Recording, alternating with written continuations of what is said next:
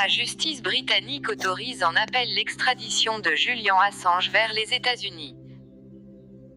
La Haute Cour de justice britannique a jugé, vendredi, recevable, l'appel des États-Unis sur l'extradition du fondateur de Wikileaks Julian Assange. La Haute Cour de Londres a annulé vendredi 10 décembre en appel le refus d'extrader vers les États-Unis le fondateur de Wikileaks. Elle ouvre ainsi la voie à l'extradition de Julian Assange que Washington veut juger pour une fuite massive de documents. La Cour autorise l'appel, formé par les États-Unis, a déclaré le juge Tim Holroyd, ce qui signifie que la justice annule la décision de première instance et que la justice britannique devra de nouveau statuer sur la demande d'extradition américaine. Les hauts magistrats britanniques reviennent ainsi sur la décision initiale de la juge Vanessa Barrett-C, qui il y a près d'un an s'était opposée à la remise aux autorités américaines de l'Australien âgé de 50 ans, invoquant le risque de suicide du fondateur de Wikileaks. Dans sa décision vendredi, la Cour estime que les États-Unis ont fourni des assurances sur le traitement qui serait réservé aux fondateurs de Wikileaks en cas d'extradition, répondant ainsi aux inquiétudes de la juge de première instance. La compagne de Julian Assange, Stella Morris, a immédiatement dénoncé une « grave erreur judiciaire » dans un communiqué transmis par Wikileaks.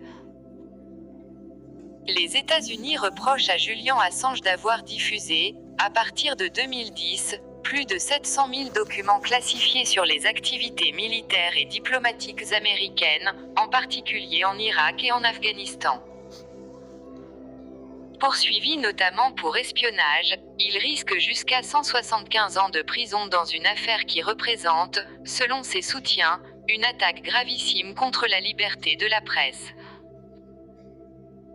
Incarcéré dans une prison de haute sécurité près de Londres, Julian Assange avait été arrêté par la police britannique en avril 2019 après avoir passé 7 ans dans l'ambassade londonienne de l'Équateur où il s'était réfugié alors qu'il était en liberté sous caution.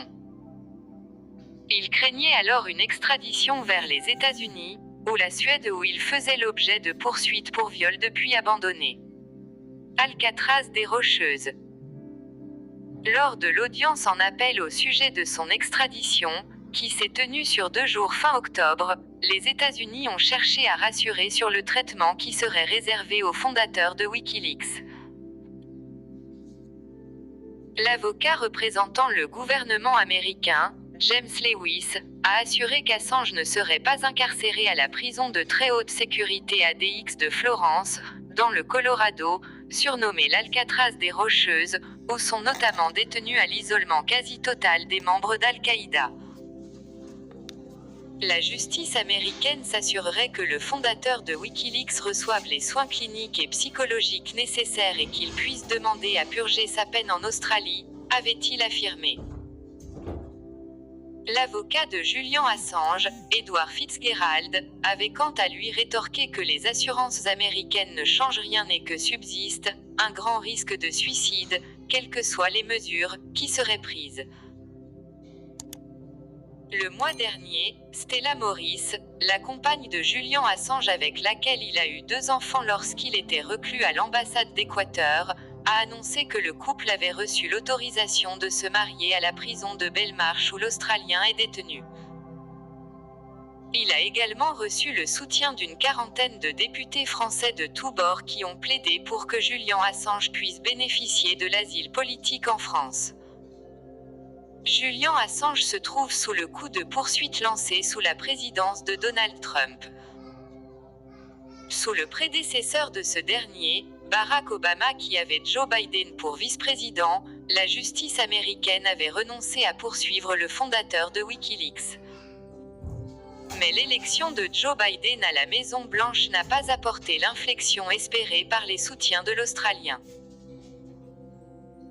Profondément inquiètes, plusieurs ONG, dont Amnesty International, Human Rights Watch et Reporters sans frontières, ont demandé mi-octobre dans une lettre ouverte au ministre américain de la Justice Merrick Garland d'abandonner ces poursuites.